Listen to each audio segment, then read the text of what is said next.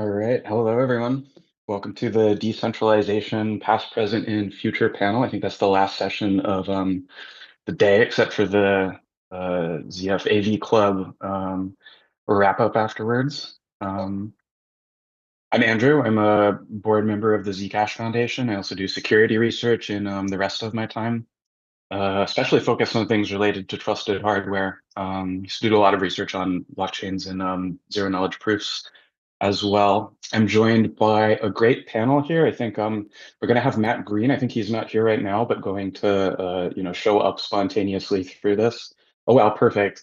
I just summoned Matt Green. You join. I was just going to briefly introduce you and then introduce you to the rest. So we're only in on time at the intro here, but Matt was one of the founding scientists of Zcash. Had been a board member of Zcash Foundation for quite a long time until recently. Does research at Johns Hopkins University and has been an advisor to a bunch of blockchain companies, maybe most relevant Aleo in the blockchain space.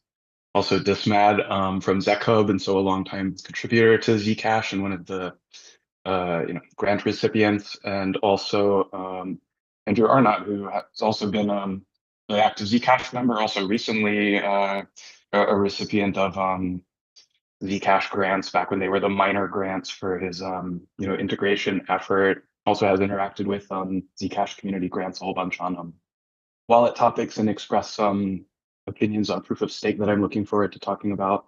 I guess you can reintroduce yourselves when I get to your questions. I to just kind of blast past like the super brief intro to you all, but yeah, we have 90 minutes, so I think this can be kind of a loose conversation. I hope to go through the decentralization viewpoint, but go back to some of the other topics that have already come up in a bunch of Zcon sessions. I will try to ask some questions to start out kind of, philosophically on the nature of decentralization and what it means for, I guess, relevant decisions and unique things for Zcash. I mean, there's at least a few different facets of decentralization, so it's not like we have to just talk about one, but there's decentralization at the governance layer, including the, larger organizations that do core development in Zcash, but also the distribution of resources. Obviously, more users and more distribution of currency counts towards decentralization. We get to look at and compare Zcash maybe to some observations that we'll have made about other cryptocurrencies that also have to deal with tension between, say, decentralization and other goals. I think a couple of remarks is like a framing question, and I'll get to passing it around to you all. But decentralization is really interesting for Zcash because decentralization is one of the most core foundational values for blockchains and cryptocurrencies throughout the ecosystem. Zcash, of course, is unique for privacy, but I think Zcash's path and trajectory towards decentralization too, not just due to privacy, are also really unique and extremely strong. I think Zcash, for its size and rank among cryptocurrencies, has one of the most decentralization in a bunch of aspects. I know this quote was mentioned. I think that's several Zcons because it's old now, and I already heard it mentioned before. But I really like the quote from Chris Furniski on any network that is going to progressively decentralize, which is a really common meme throughout the cryptocurrency ecosystem, but it's going to have to walk these similar difficult paths that Zcash has. This was back in the context of, I think, the first dev fund, and there have been several iterations of, ongoing structural decisions like that for Zcash. Of course, that's just only one facet of decentralization. I think another comment that was mentioned earlier in some panels has been, well, really just remarking about the strength of Zcash's decentralization in terms of how much important work, infrastructure work is, broadly being done by non-early, non-insider teams, but, community and independent teams, ranging from Ketit to things that Zcash community grants members have done in terms of software development. So, yeah, I hope through this to talk about some of the, get your all's inputs on some of the trade-offs between decentralization and other goals. I had always thought that decentralization and privacy would eventually come to be more in tension, and I think that that's really not been the case for Zcash. It's been fairly like maxed on both really excellent grade privacy as well as, both state of the art and continually, renewing and fighting for decentralization at many of its layers. If anything, I think the relevant tension today is, do we have too much decentralization in terms of, conflicting or not perfectly coherent focus between different teams and limited resource allocation? So I do think that there's an inherent tension between decentralization and, say, singular cohesive product focus that is kind of challenging. So yeah, I've talked a bunch. I imagine roughly going in the order of some discussion about past and then about comparing with other currencies or other systems, other blockchains in the ecosystem, say, and then maybe focus on some of the other, say, Zcash dilemmas or difficult decisions to make that are now as the future component. Um, okay, so let me switch there and say, maybe Matt, I'll call on you first. Do you want to offer any introduction you want to add that I didn't cover, or start us off with any, say, to start with, remark on, philosophically, how should we view decentralization in contrast with other goals in Zcash? Yeah, sure. So, first of all, no, your introduction is great. I've been I mostly spend a lot of my time trying to learn about what people are doing nowadays all over the place. And so, speaking of decentralization, I was out at ETH Denver last week. Was it last week? Yeah, I think it was last week. And wow, that was weird. So I learned kind of two interesting things. And one of them is that nobody cares about decentralization anymore, which makes me incredibly sad. And so, I'm sort of overplaying that a little bit, but I want to, by nobody, I mean nobody being like the kinds of people who attend ETH Denver and are excited about investing in things, which are a lot of the people I ran into. So the biggest thing is, the biggest party that I went to was for Base, the blockchain Base, Coinbase's blockchain, which is, like hyper centralized. And they were bragging about how they got block times down to like milliseconds and it's incredibly good. And I mean, it is incredibly good if the metric you care about is like really, really, really fast and, Ethereum. But it is not great if you care about decentralization. So the question you might ask is like, why do I care about decentralization? If I can get great blockchain block times, and people might even say the regulatory environment that would make us need decentralization is even getting less important. And I think we're going to learn a rough lesson on that, but it might take a couple of years. When I look at Base, what I see is Coinbase building a customer base of people who are using their blockchain who think it's free and wonderful. And eventually they are going to find a way to squeeze those people. They're going to start looking at those transactions and they're going to say, well, this transaction, this $1 million transaction you're doing on our blockchain for like relatively small amounts of fees, suddenly we want to find some way to extract from that. And so that's just one argument for decentralization that I think is something people should pay attention to. The other interesting thing I learned, I'm sorry, I'll stop babbling about this. The other interesting thing I learned from someone I know who is, kind of in the more advanced crypto banking sector was that a lot of folks are, when I talked about specifically privacy, the answer they said is we don't really need privacy on chain anymore. That's not an issue. We're not worried about the limitations of chains because now everybody is putting their money into these centralized omnibus wallets. And so privacy comes from the fact that like you're passing into these centralized services which give you your privacy, kind of like a dark pool, but like hyper centralized and not private from whoever's operating it. And everyone is very happy with that. And kind of the extended version of that story is that the centralized services have now gotten to the point where they're now just bypassing chains and just directly talking to each other through private APIs, which was an incredibly depressing story to hear, but like interesting to hear about. So, I am not a believer. Like I am not a believer in that. And I think at the end of the day, the vision of decentralization should be about more than just like what's, like how many nodes are we running? Like, I think there are real reasons for decentralization, and we're going to find this out. Unfortunately, I think we're going to find it out in a touching a hot stove kind of way over the next couple, 3-4 years. Anyway, those are my thoughts right now. Do you think that anything's shifted in terms of I mean, I see the whole ecosystem as switching to saying, well, we need to be competitive, not just on our strong values and building decentralization and privacy for that matter. Other good attributes that are good for us, and even like, risk averse. It's about preparing so we don't encounter, this, terrible future where there's such a terrible crackdown. We find out just how decentralization we are too late when we need it. That's kind of the, prediction there. Have things shifted though, with I guess other projects now shifting the Overton window, I guess I would say. Like I've also been surprised at, I guess, the lack of pushback throughout that's been happening over several years, so not entirely new, but it's kind of relevant to this. Yeah, I think there has been a little bit of a shift, right? Like I think the Ethereum in particular and projects like Zcash, they're the kind of like first guard after Bitcoin. Really pushed hard on decentralization. We sort of just took those as values, and Ethereum has been pushing hard in their own weird Ethereum way to do decentralization as well. And I think that now you see the Solanas of the world, which isn't super centralized, but more centralized, and the bases of the world coming in and saying, "Look, what's important is that we just make everything work fast." And that's definitely been a shift. I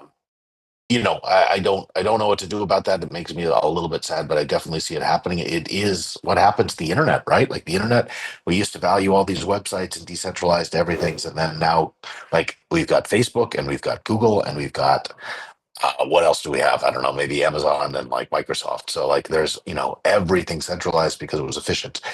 The danger here, I think, is the same thing we learned on the internet, right? Which is that the minute you hand all of your life and your business and your platform over to these small numbers of hyper centralized companies or centralized chains, eventually they find a way to make you regret it. So we'll see the find out part of that. Andrew, do you want to jump in here and react at all? You might link this to things I imagine you might yeah, well, take it away. So I like a lot of what Matt said. There's a lot of different aspects to decentralization, right? There's the dev team. There's the blockchain and the miners and whether people can do repeat spend attacks. And there's political decentralization, both in the sense of multiple nationalities being represented, so that if one nation decides to be unfavorable toward privacy, that doesn't spell the doom of Zcash. I am delighted to hear that there's several different countries, and some countries seem to be running with Zcash more than even the US, which is great. Doesn't spell so much good for the US. I'd love to see us catch up, but it's great that there's multiple anchors in different countries. Then there's political views in the decentralization. What are we hoping to accomplish with Zcash? What ideas do we espouse?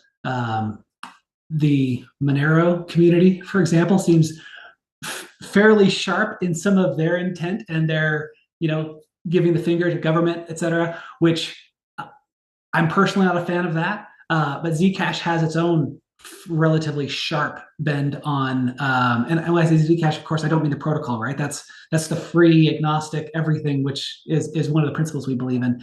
But my impression has been we could improve in the decentralization of political opinions in some cases. As far as source code goes, let me back up and just say my impression from the community, like the external community, is that Zcash gets a bad rap for being too centralized. And I think that's, to some extent, it's misinformed and unfortunate. In another angle, though, it's true, and maybe it's not a bad thing. And so we can communicate that with people better, perhaps. Zcash is very innovative, and that innovation costs a lot of money. The Electric Coin Company and the Zcash Foundation, and through Zcash community grants, but I'm thinking particularly the ECC, and I hope that's a fair attribution, like Orchard Pool, Sapling Pool, those things have never been created for free before. And we're in this weird ecosystem in cryptocurrencies where people feel like the only cryptocurrencies you can trust are the open source distributed ones. And yet the true innovation comes from organizations that act more like, at least they resemble capitalist systems. Like ECC is a nonprofit. It's an LLC underneath forgot Freeboot or Bootstrap, which is a nonprofit, which is great. But they're looking for funding now because we've done lockboxes on the rewards, right? It puts them in a challenging position because they're innovating in a way that would self-interest in a free market economy would typically drive, but they're not getting paid for what they're doing. It's a really challenging time that we're in, and there's some tension between being decentralized as a result to appeal to the community and a temporary centralization and reward system, which people are like, oh, the rewards, the miners aren't decentralized, the rewards are going to one or a few entities. Yeah, but there's a lot of value coming from that right now. And so I'm with Matt that we want to be decentralized. We want to be more decentralized than we are. Also, there's always trade-offs, which you can't escape from those. The source code, in my opinion, is one of the hardest things, though. Like I'm comfortable with the reward system. I would change things a little bit if it were me, but it's okay. The source code is hard because it's got to be reliable, it's audited, etc. But ECC, I'll very shortly say it's probably underfunded, and they could use a lot more engineers, very, very talented engineers. They've got a few of them, but they could probably make do with 4 times as many. But that would be more centralized. So how do we solve that? Which would be, I'll stop talking for now, but that's an area where there's what do you think about what do you think about the evolution so far then of I guess at the source code layer? I assume at the source code you then mean kind of at the core developer competency, like who is able to maintain and evolve the source code to where yes. I mean, strictly speaking, the protocol is documented and anybody could write similar source code or fork it and build it.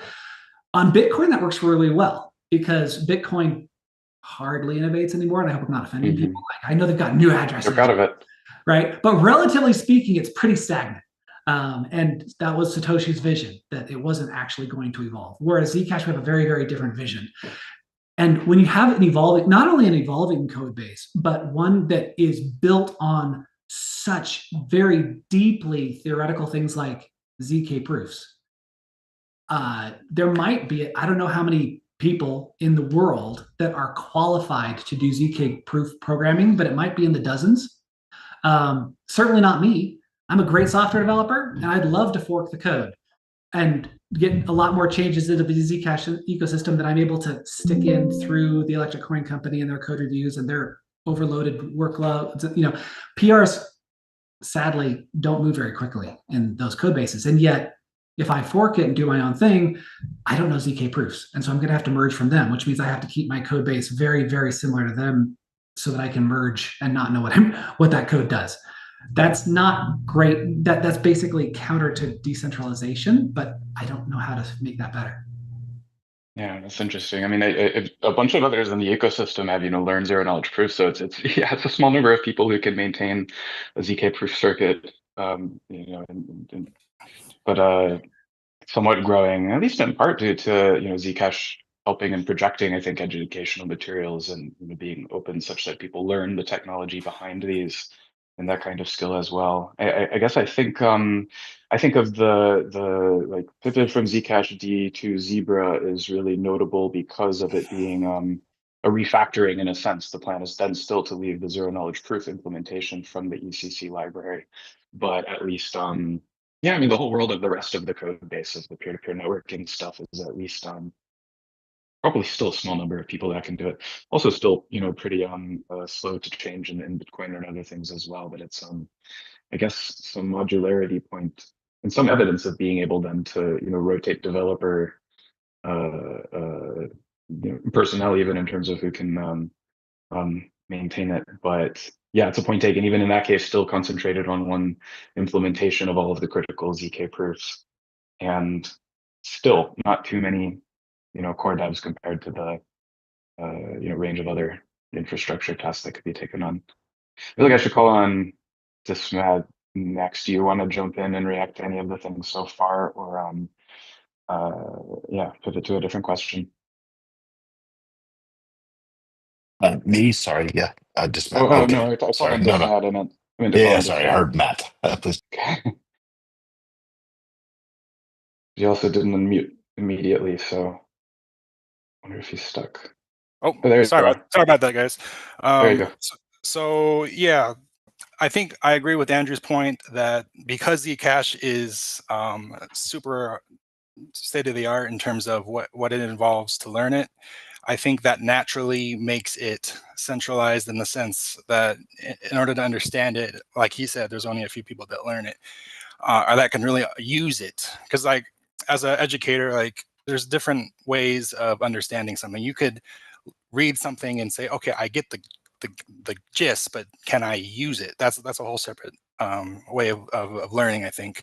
And I think Zcash needs more folks using it, and because it's hard to use, there's a problem there, and it tends to centralize just naturally. Another thought I had with Matthew's point with the ETH conference, yeah, I think there's a tendency to centralize because it's easier, and folks are I don't know. I come from a background in the automotive industry, which is kind of completely outside of crypto. And there's a big push right now for electric vehicles, right? And I just think there's a parallel between the older, key cars versus the newer electronic cars, and it sort of centralizes, right? Because everything is all the electrical cars are more, in some sense, more centralized, and the older cars are more decentralized. But we're moving away from that, and I guess the question is that the direction we want to go? I think there's an interesting parallel there between what's happening in the automotive industry and the Zcash, or even the crypto industry in the whole. But part of it, like as a core contributor of ZecHub, I really encourage full node usage because it accomplishes multiple things at the same time. It forces you to learn the software because you have to learn it to use it. And once you know how to use it, you can start thinking about applications and how it can benefit the network. And then my last point is socially, I think this problem is all about social consensus. And because really decentralized systems are hard, there's a natural friction, and we tend to move towards a centralized direction. But I think we should try to avoid that if we can, and encourage that. And sometimes I feel like the incentives are the opposite because of reasons. Do you think anyone does a good job at I guess, uh, training core developers, or that's the other way that I would think of? I mean, they don't have to be at odds with each other, except it's just, limited resources to do both. But you either focus on abstracting everything away, it's good for users, but then you never get to see how it works, and you have no chance at, creating new core developers by making it visible, or you make everything DIY friendly and like modular disassemblable laptop. Yeah, like an old version of a car that you're supposed to be able to disassemble and put back together. And I mean, you can always do both. You can always, have something that you can run yourself, run a full node easily, but then, also make services that are fast and user convenient so you don't have to. But certainly with like a limited developer focus, those are Yeah, I intended. mean, I think having that option is the critical thing. But as we tend to move away from what's hard to what's easy, will that knowledge get lost? Is the question, because no one cares anymore. And to Matthew's point, like if something, I feel like we've been relatively lucky of bad things happening on a wide scale. But if something does happen, are we really ready? And that's what scares me. That's a very good point that he brought up. Matt, can I just call on you again? I think you were ready to say something when I was calling on Disman. Oh, no, no, no. I was just totally misunderstanding who you were calling on. Yeah, I guess I didn't really talk about decentralizing engineering, and I think that's a really hard problem. That's a really hard problem that's been a mess and difficult for Zcash for a long time. So I think that is kind of a tough one. I wish I had a great answer for it. I don't think anybody has found the answer for it, but I am interested that it's, yeah. especially with the lockbox discussion. That was particularly interesting. So anyway, that's all. I think we could. I don't remember if Right. Andrew said this or if Disma said this, but I think we could do better if the electric coin company. I know we've got lots of different crates. It's hard to manage them all, and the only crates that I know of that are shared by the community that actually have kind of a complete story is like Librest Zcash. That's a fairly opinionated crate, which is one of the reasons why it's hard to get code changes into. And if the app you're trying to build doesn't fit the mold, it's not a good fit. And so if more value was packed into more distributed, unopinionated crates so that you could pick and choose and fork just smaller bits of the code, that could go a long way. Right now, we're in a world where most of the crates are in one repo. Like the one repo builds several of them, and they evolve so lockstep with each other that often the cargo files have, they pin specific versions instead of releases. We're not treating this code as independently shippable bits, and just that discipline might go a long way to helping people be confident in forking or consuming them in different combinations, which could help with innovation and thereby decentralization. I want to throw this out though. I'm going to throw a left curveball. Decentralization, we talk about it, and I think myself included, a lot of us feel good about waving the decentralization flag and championing that, and how dare you, but centralization absolutely has its purposes, and it's better at certain things. And it's interesting to consider in a world where Zcash doesn't reward people anymore. If the reward system, which was originally touted to, hey, we're rewarding miners, and that goes down over time, and we're sending money to these various organizations that do the development. If that's going to go away sometime, who's going to find the security bugs? Who's going to drive this forward and improve scalability, et cetera? Cryptocurrency is still relatively young, right? It's been around for almost 2 decades, I suppose. And some cryptocurrencies manage to innovate a lot without a funding mechanism like Zcash has. I'm really interested in how that can happen for Zcash going forward. I wonder if we're kind of hooked on the bottle and we need to take the bottle away from the baby to find out, hey, just how mature is our community and how much do people care? Are they willing to just buy stock in the idea by holding Zcash and then spending their free time developing it? It's an interesting problem, but I wonder if we shouldn't. There might be some benefit, basically, in identifying which areas. I think Dismat touched on this too. Maybe centralization isn't something to run away from for certain aspects for now. And if we were open and honest about that, then we wouldn't be pretending like this is a bad trade-off and we're going to try to solve it. No, we're embracing this. This is the roadmap. This is the 10, 15-year roadmap for Zcash. And at this stage, this is the best approach, and this is why we're going to be centralized, and that's okay.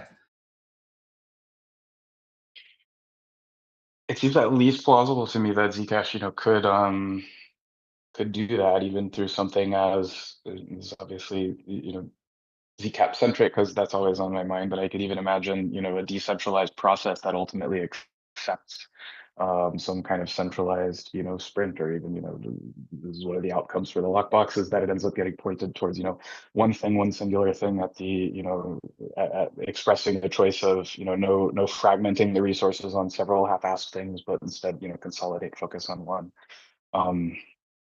Yeah, especially if temporary, it's not entirely inconsistent with decentralization, and certainly it's only at one aspect. That may be one way to do something very consolidated. It doesn't, or very effective by being cohesive, and it doesn't have to be at the expense of all other facets of decentralization. We talk about consensus of the community. There's no such thing.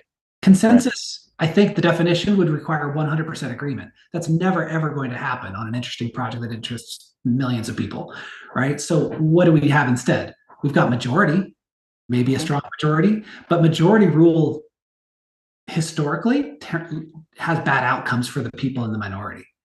And so as a group of societies, we tend to create governments, and really good ones, at least the ones that I like to espouse, aren't purely democratic. They're constitutional republics, so that the rights of the minority are also protected. And when you talk about a pure decentralized cryptocurrency, you're not getting rid of the leaders. You're just transitioning them from elected people to the talent that's driving the software, right? Bitcoin innovation is not decentralized. There's a very few people, few enough that one of those Satoshi impersonators felt that they could sue them and try to get them to force them to do software development changes. But if 5 or 6 Bitcoin committers wanted to do something, they would, and the community would probably take it, right? It's very centralized, but we didn't vote for these people. And if Zcash takes over the world, which I'd love to see, right? Am I more comfortable with a few developers that are really, really good at ZK proofs, but maybe aren't such good politicians as far as thinking about what everybody needs? Is that a better world than a world where Zcash was controlled by an elected body? And I know we've got Zcap, and we can talk about that if you want. I've got my concerns about how Zcap works.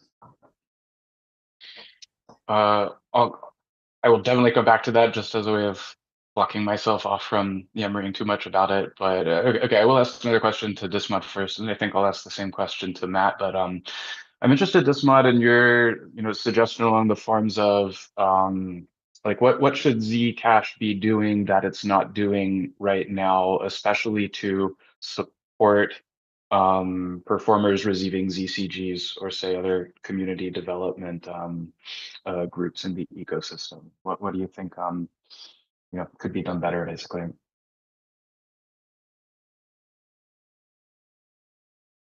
Unmute. Sorry. I think largely we're headed in the right direction from my perspective.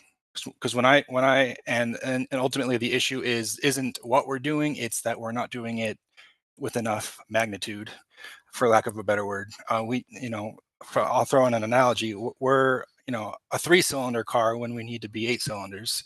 And I think Andrew touched on this earlier, that ECC seems to have some top engineers in the world, and that's great, but they need more. And so I think if we really want to capitalize, we need to do more of what we're already doing. So when I first started in this community 4 years ago, like I felt like I was kind of nervous getting into the eco, but slowly over time, I was able to, in a decentralized way, learn the system and become a very high contributing member. So I think there's a success there.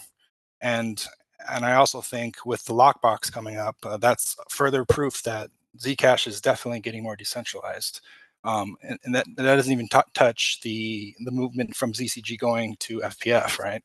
So there's a lot of success here, and I think we shouldn't underplay that. I just think that we need to double down and find folks that are like-minded and increase what we're already doing.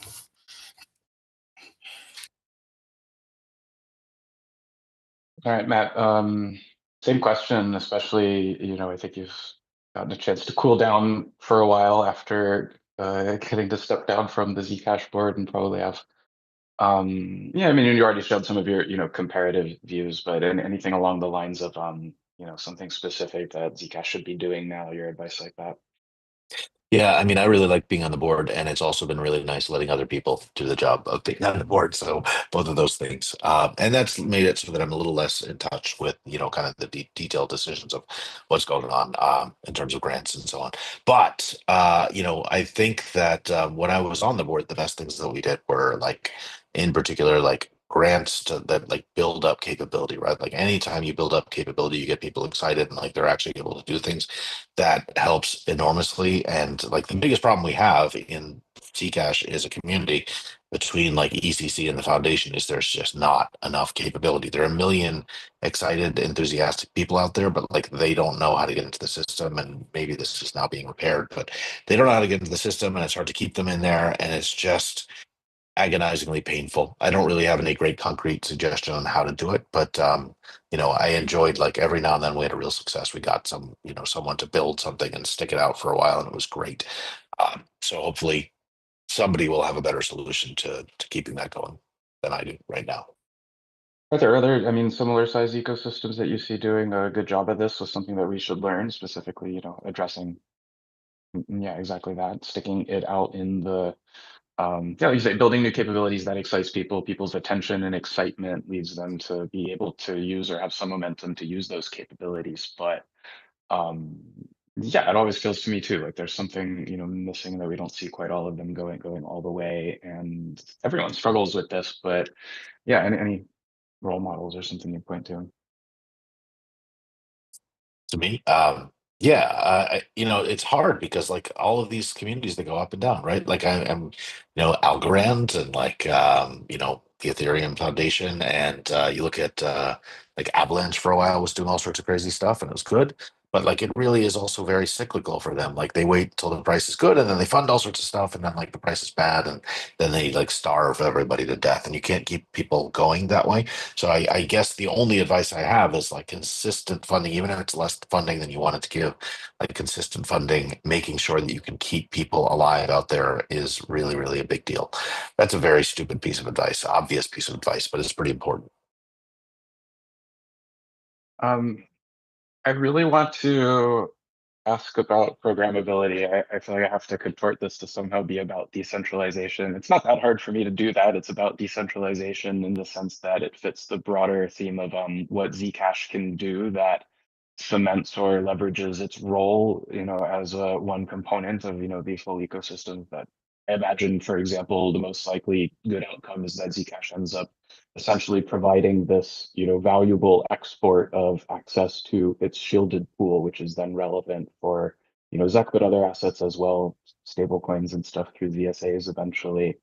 I mean, and then programmability generally, I think is inclusive of ZSAs and stable coins. I mean, anyone excited about programmability doesn't, you know, it probably also thinks of stablecoins as among the most important, you know, things that you would do with the programmability. But yeah, yeah, Andrew, I wanted to call on you about this just because I saw your tweets about this recently, and I know you've talked about that a bunch before. I'm curious what you view. Either am I right that that's kind of the connection between Zcash and the rest of the ecosystem and what it provides? That's relevant, or really anything you want to Yeah. react to?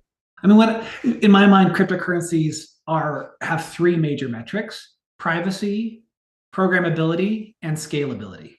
And right now, Zcash Ace is privacy, and programmability is pretty non-existent, and scalability not there, and with some allusions to and people plans. And I'm hopeful and I'm optimistic that we can solve the scalability problem.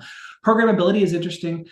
ZSAs, as you mentioned, I think they solve it's a very specific form of programmability, right? ERC20, as I understand it anyway, is ERC20 because it wasn't that the Ethereum blockchain did a network upgrade to support coins. They supported programmability and someone wrote a program and they called it ERC20. I don't know what ERC9, maybe ERC19 had a bug, or maybe it's something else, right? If programmability on a private blockchain is, as far as I know, has never been done, it's probably a very, very challenging problem. And so if we're tackling the specifics, a particular use case that we say, well, we can't do general programmability, but we can at least do tokens. We'll do ZSAs. Then that seems like a very tactful, reasonable approach to address a specific use case.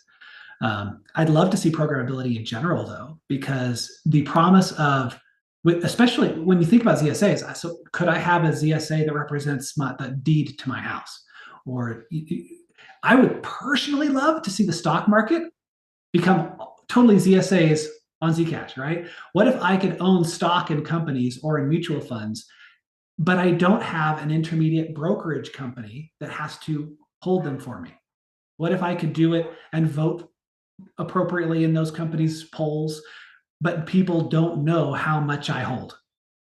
I mean, there's some promising expansions of Zcash use cases if we could go that route, but ZSAs will only go so far. If you can get general programmability, the sky is the limit, right? And we don't necessarily need the word escapes me.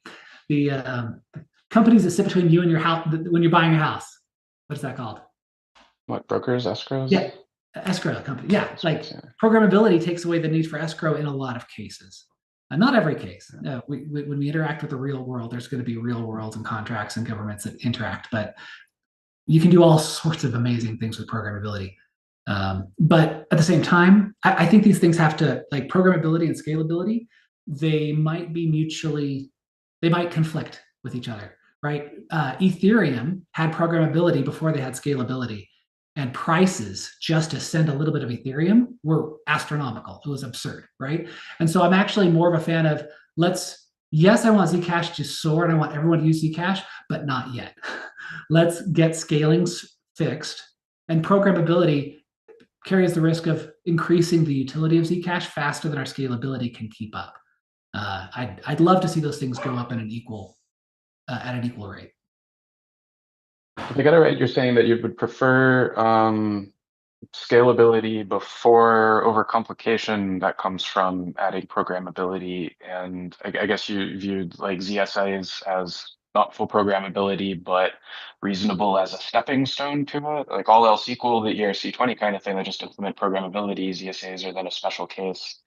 I mean, I guess this is most relevant to basically what happens after ZSAs in terms of that, because those in their limited programmability form are are already at the right stage of progress. I guess then it's to the extent that further generalized programmability is in tension with scalability, it seems like you're saying you'd probably recommend the scalability focus first. Yeah, and it's not necessarily that we have to be able to scale to 1 million transactions a second before we add programmability, but we should at least have a high confidence path to be able to get there.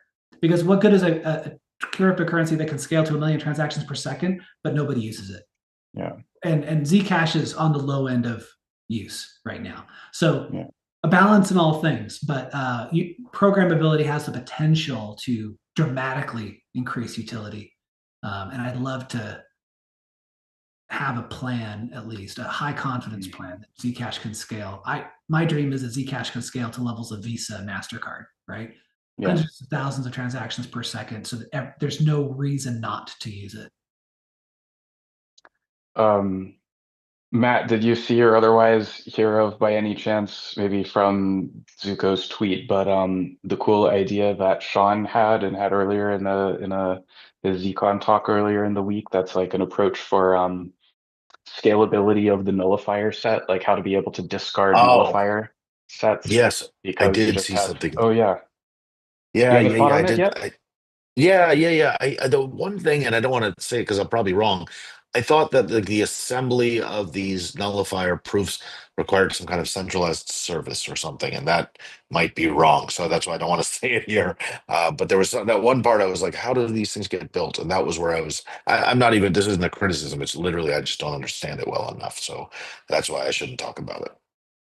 Yeah, fair. Yeah, this oblivious syncing service. My read on it was that it could be like light wallet D, and that it's just something you do from your own full node to help Then you that's out, great. and you can do Yeah. it like that. But yeah, and it might end up. No, I think it's a great. Practical, but I mean, we have ZK. Let's use ZK, right? Like, if this can make a problem go away, let's do it. I think it's wonderful. yeah, recursively snark up our nullifier set so we don't have that linear growing baggage forever. Thought it was a cool idea. Okay.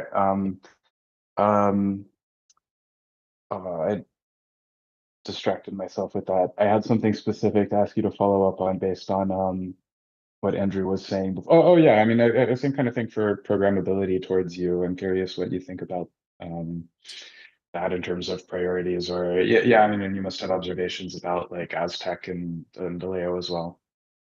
Yeah, so programmability, like, doing Zcash, and then like the first thing is like, how do we do programmability? And I got into a lot of arguments with people about, programmability is really important. And if not programmability, then then ZSAs in particular, we need ZSAs. And, there were a lot of people who didn't believe in that. They felt like, Zcash was about Zec and should just be about Zec and not all that other stuff. And I kind of agree with them on the programmability side because, you can't do everything well, and it's good just to focus on something well. But ZSAs have been really, really important to me. And I'm still not sure exactly what the timeline is for deploying ZSAs, but I think they're kind of a game changer. I hate to be corny, but they're a game changer for Zcash. And I wish I could have a time machine and make it happen like 3 years ago.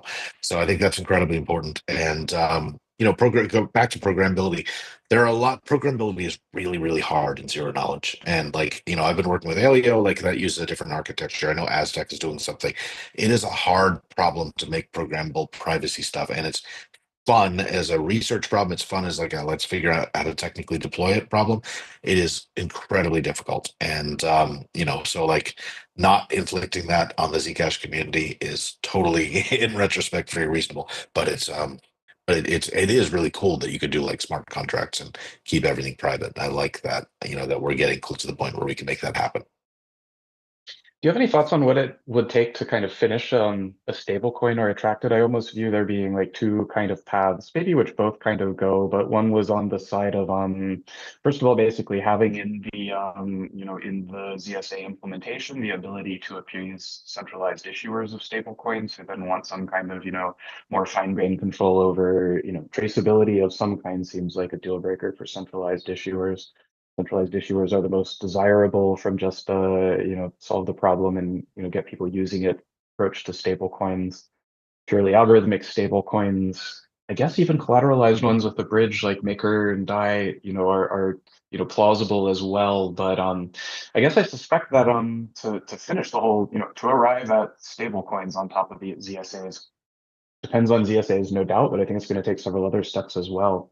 But I wonder if you have any guidelines on what to do next or thoughts on that path. Yeah, so first of all, I think if Zcash has stablecoins on it, the stablecoins should be as much as possible algorithmic stablecoins, because like the minute you're trusting a centralized stablecoin, you're trusting somebody not to either freeze your altcoin supply. If you're bridging over from Ethereum, somebody could freeze that instantly, and there's just too much risk, and I don't think it's a good idea. So they should be algorithmic stablecoins. They should be bridged over, and then whatever policies you implement should be Zcash-like, right? So as much privacy as possible.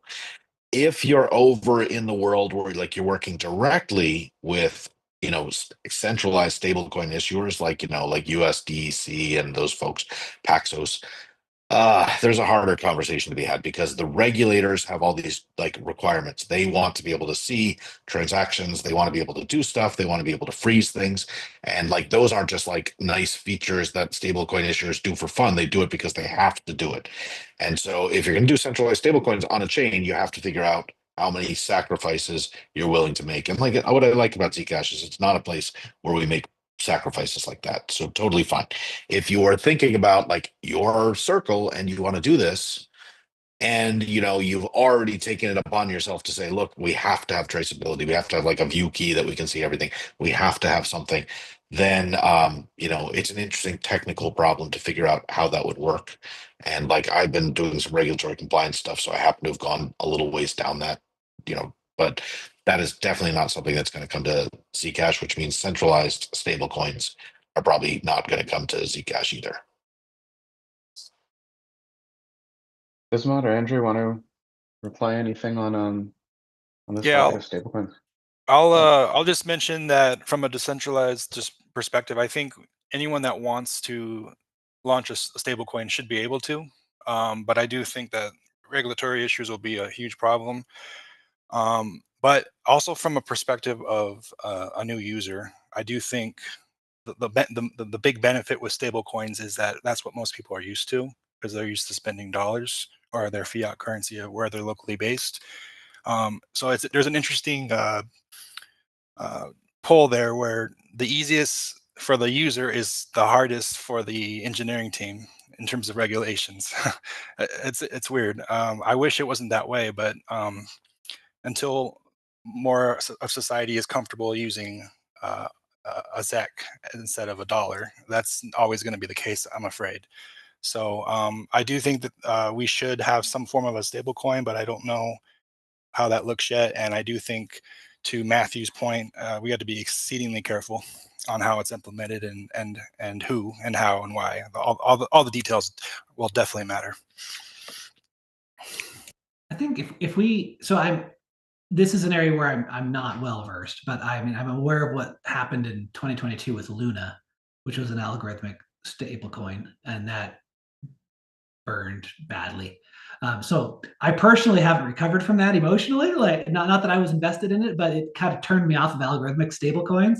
And so far, the centralized stablecoins like USDC and USDT, they haven't burned to the ground. Maybe we put too much faith in them, but they seem to be holding their peg. And so if we come up with a new kind of stablecoin or a better algorithmic stablecoin, great. I'm all for it. But in my opinion, we definitely need USDC and maybe USDT on Zcash as a ZSA as well, because the major exchanges know those, and ones like Coinbase guarantee a one-to-one trade. You go to Binance.us or something, and it's just free market, and so you don't actually get a one-to-one exchange. But USDC has that on Coinbase, and that's nice.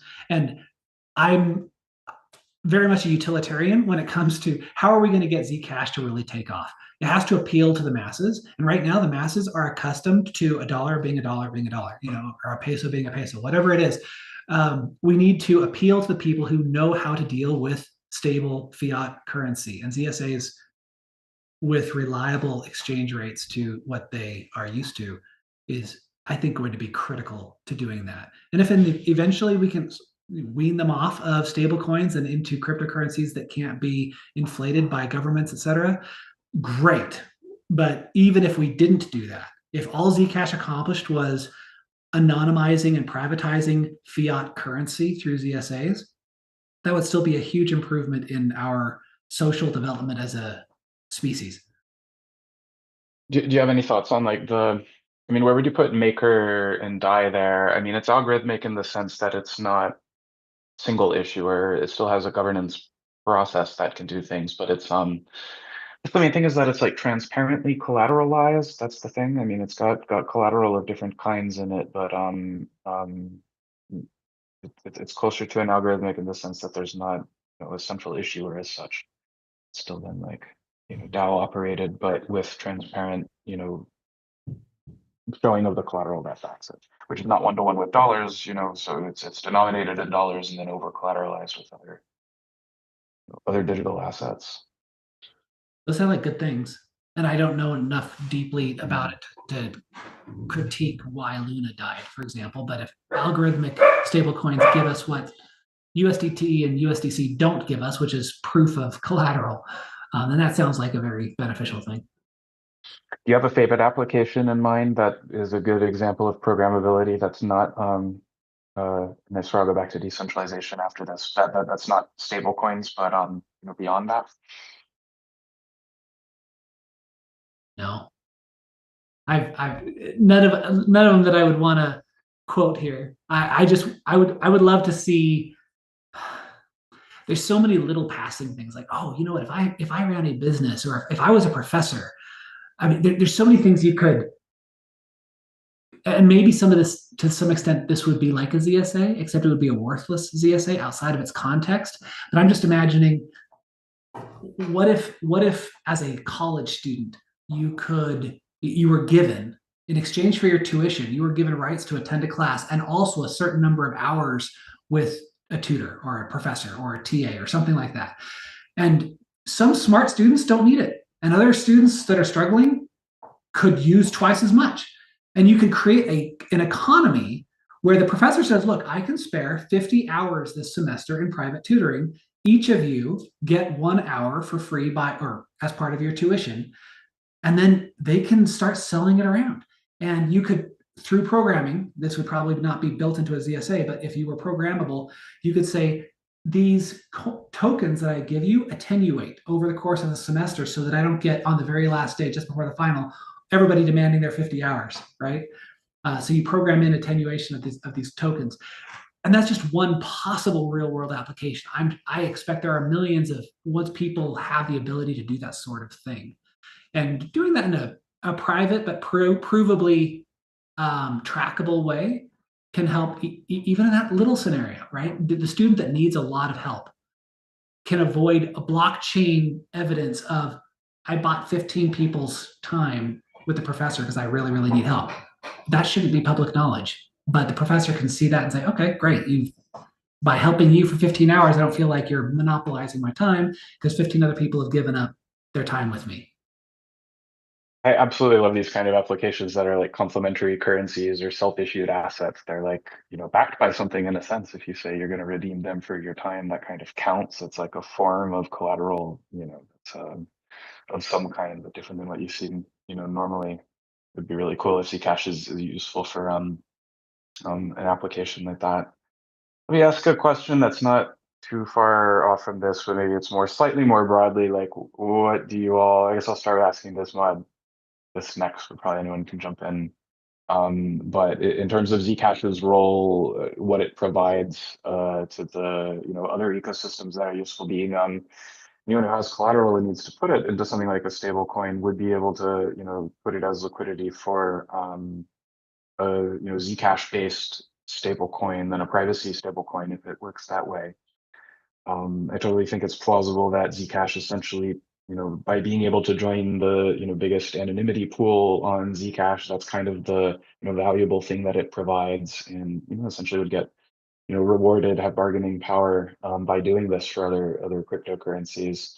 But it occurred to me that there could be other values as well. I mean, in a sense, I think Zcash's community being, quite strong and values oriented, and I think fairly, cohesive despite having a bunch of dev teams. The community as a whole does a decent job of vibing together. I would think that even just access to that community is something that's kind of valuable. Like I would imagine that other blockchains want to partner and ally with Zcash for ways that aren't just access to the anonymity set.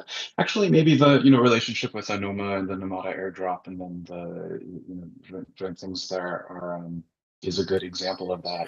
It's clearly the case that Zcash provides this kind of leaders in ZK, good educational partners and quality partners. Are there other roles, or what would you want to see Zcash's role in the ecosystem becomes? Well, I think you bring up a great point on a social level. For example, I don't think I would have had another opportunity to talk with a PhD like you and Matthew unless I got involved in the Zcash community. So that's amazing to me. Like, and I get to through DAO, I get to interact with folks around the world in a using a smart contract, which theoretically could be ported to ZSAs eventually. For example, I'm not sure of the technicals there, but for me, I love the idea that privacy is a human right. So I like the idea that Zcash is bigger than just a blockchain for me. It's bigger than that, and it's like an interface to a deeper world, and I love that about Zcash. And some of the folks that I've met are amazing, and it's a bridge as well to other ecosystems, like you brought up, Nomada, Penumbra. Like I basically learned of those ecosystems through the Zcash. There's no other way to put it. So there's value in that. Like sometimes it's really hard to put value on things, and this is a good example, in my opinion, of something that's invaluable. Really, good people. They want to learn. There's so much, and plus the folks that are in the community tend to be exceedingly smart, and again, that's another strength of the community. So that's my 2 cents.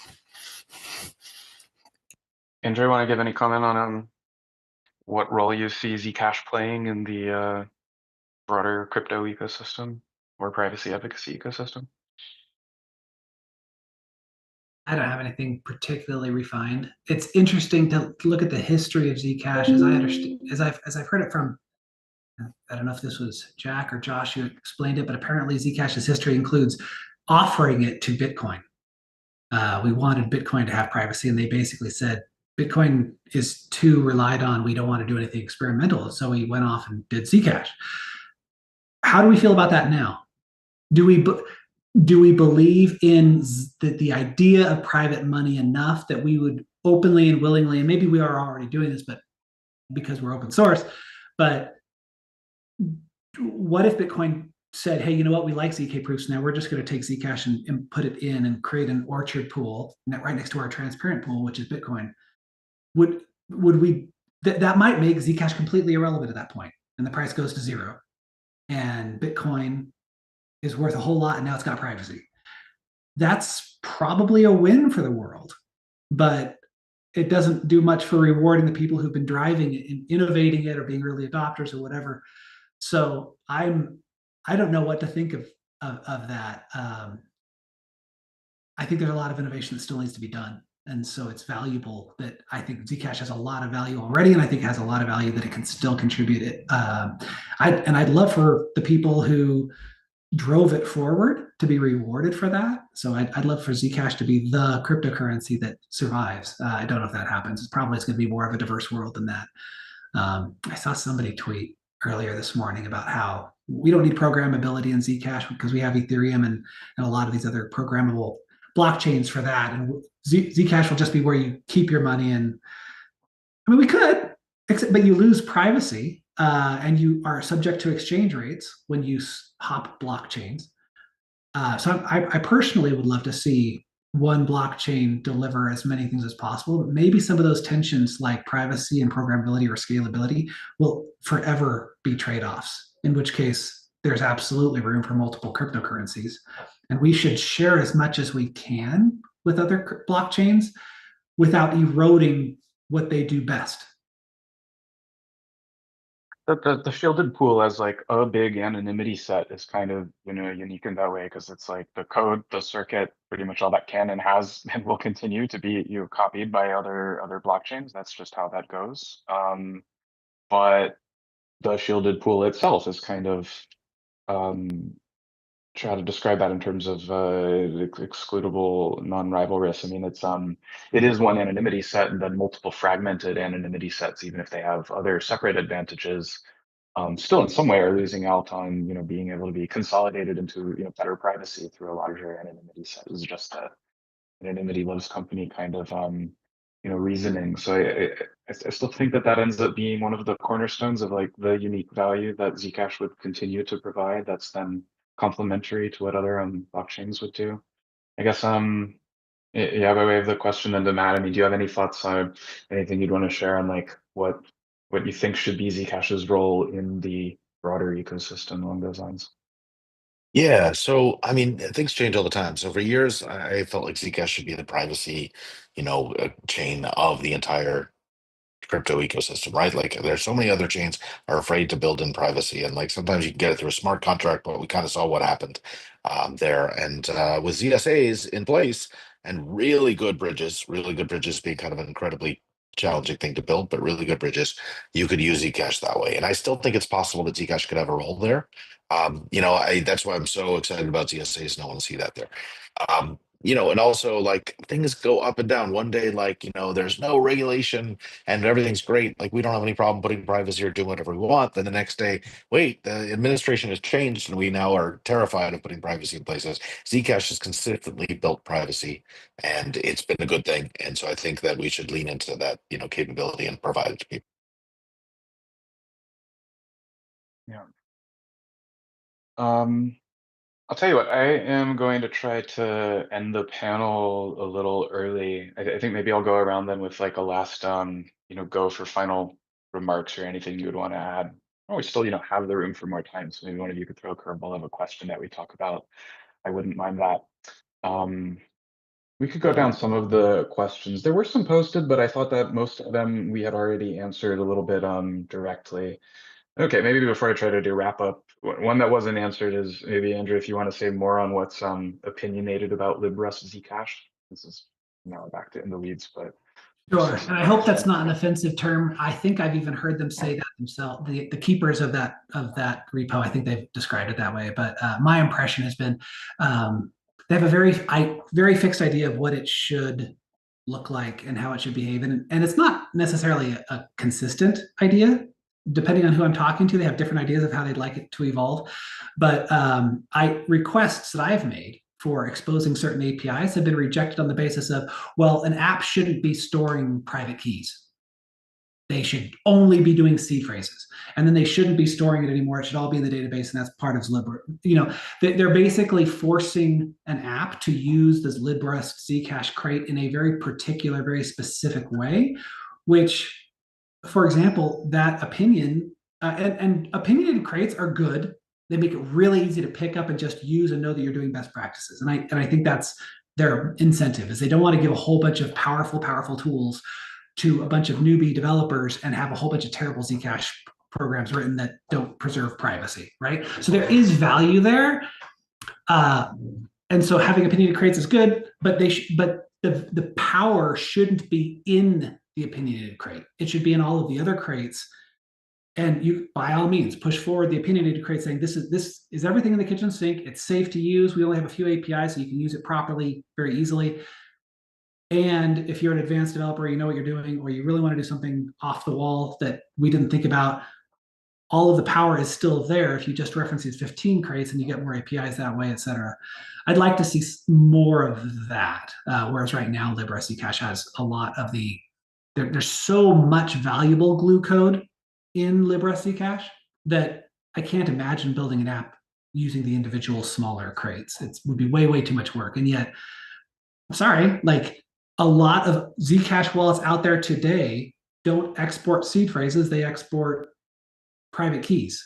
And so I need to be able to import a private key. And for a long time anyway, I think this has been solved now, because I've been following Libra Zcash for a few years. But for a long time, you couldn't import a private key. Okay, well, then I can't use Libra Zcash, and that means I'm forced to use some other wallet developer's private library, which may not have been audited or might have bugs that they're unwilling to fix, et cetera. If there's clear enough things, I mean, does being able to fork and add a patch that's then easy enough to keep maintaining upstream work for, specific additions to that? I mean, Yeah, and that's what I've done. I've got a fork of Libra Zcash myself, but the problem is I want to be a good community member, and the value that I add to my fork, I'd love to merge upstream. But by the time the few that I've managed to actually get merged upstream look very different than I had originally written them. And granted, I'm not a very advanced Rust developer. So to a large extent, that's probably just, well, I don't know how I'm supposed to do it properly. But there is absolutely an element of, well, that's just not the way we want to do it in this crate, which as a maintainers, that's absolutely their prerogative. It's something of a centralized, when there's only 2 or 3 developers that get to approve, and you have to have 2 of them approve for anything to go in, you very much have to make a very small centralized body of people happy to be able to make changes. And if I don't, to the extent that I have unique value in my fork, all of that is risk that eventually I'm going to have a merge conflict and I'm not going to be able to keep current with the latest things, which in a cryptocurrency financial software, it's very important that you merge regularly from upstream. So you have security fixes, whatever new feature is required for the next network upgrade, like those things are pivotal. So it's very hard to keep a fork of the Zcash code.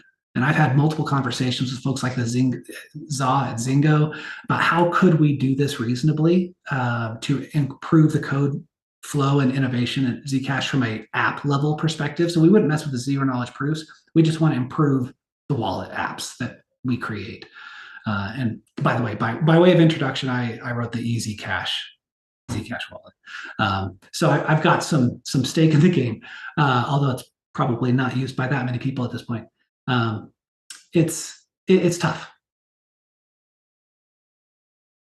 Okay, perfect. I appreciate that explanation.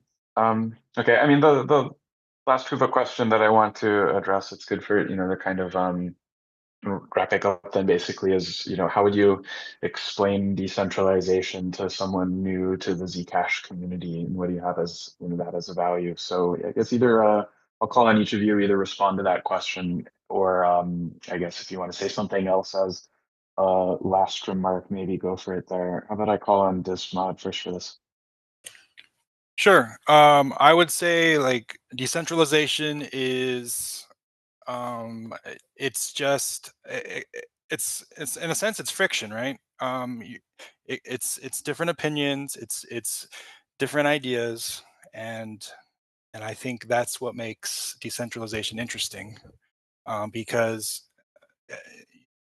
as much as as good as it feels sometimes to be part of the herd, there's an alternative viewpoint, and that is being outside the herd. Not only do you get a different perspective, it shines an angle that you can learn a lot of stuff. So decentralization in terms of Zcash, it's a window into privacy. It's a window into learning some crazy math, zero knowledge proofs, algebra. It's all there. It's a window into programming. It's a window into governance.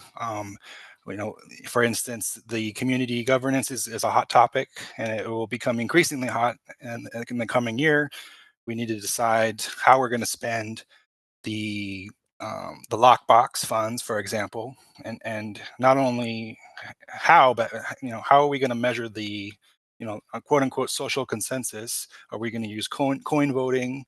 Are we going to use the Zap? Are we going to use maybe a vote from ZecHub DAO? The answer is no one actually knows, and I think that's decentralization. Like no one actually knows the answer, and we got to come together and form an opinion. So it's an exciting time for Zcash, and I think to say that there hasn't been radical change in the last year and a half is crazy, because I think we're still as a community like kind of coming to terms with everything that's happened. There's so much has happened, and I'm super excited for what's coming next. And that is my 2 cents on decentralization in Zcash land. Love it. Thanks. Yeah. Besides just being really intrigued by the lockbox and how unique that is, I don't know of any other blockchain that's kind of clawed back its development, presumed development fund in order to hold it back and demand more specific proposals and performance even from the core dev community. Is pretty unique to Zcash. I'm also really intrigued by this Areta proposal. I mean, it's early, but I like the idea of getting external governance support from professionals who have done governance consulting for lots of other fellow travelers in the blockchain space. So I like that kind of thing, and I'm optimistic for that. Matt, you want to offer last thoughts you want to bring up, or answer the prompt of how you would explain decentralization values to someone new to Zcash community? Oh wow. Okay. I'm not sure which one I want to do. Yeah, maybe instead of answering that, I think I will just say that like one of the best things about Zcash is it's always had an incredibly enthusiastic community, and I think that's what makes it more decentralized than other projects. It's not just a bunch of whales pushing around. It's like actually people who care about this whole problem space and care about this whole system.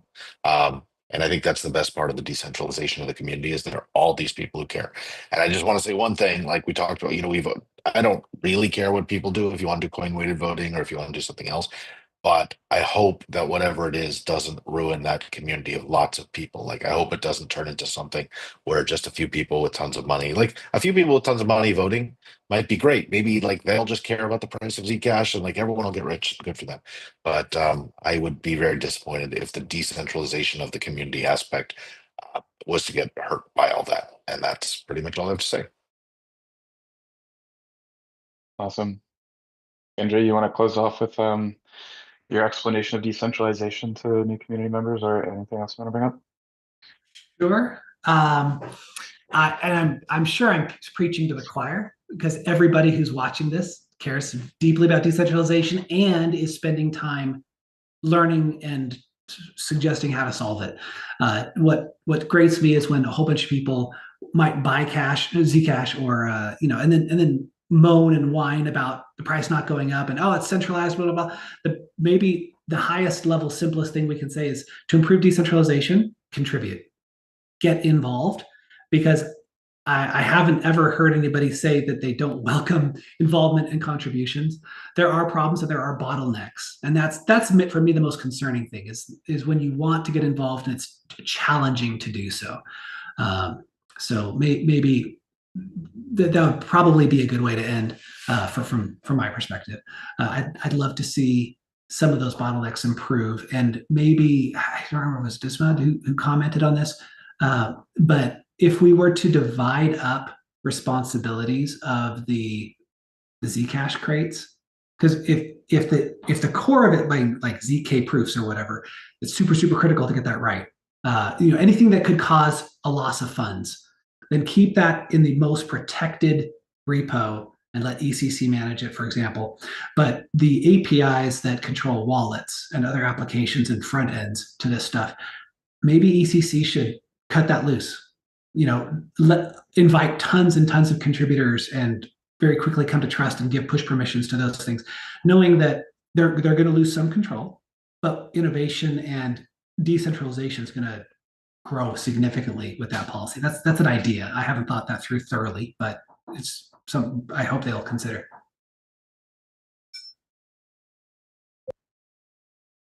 Okay, perfect. All right. I'd like to wrap it up there then. It's ending a little bit early, but I think that's okay. I'm looking forward to the AV Club wrap up after this towards the end of Zcon. Yeah, since it's the last session, thank you all panelists for the time. Good getting to chat with you all, catch up with friends via the medium of podcast episode or live stream like this. And yeah, thank you organizers, Anika, Alex, yeah, everyone else for doing the AV for this. This has been great. Loved going to talk about a bunch of the things that I've enjoyed at this at that wrap up later. So yeah, I'll wrap up here. All right, thank you all.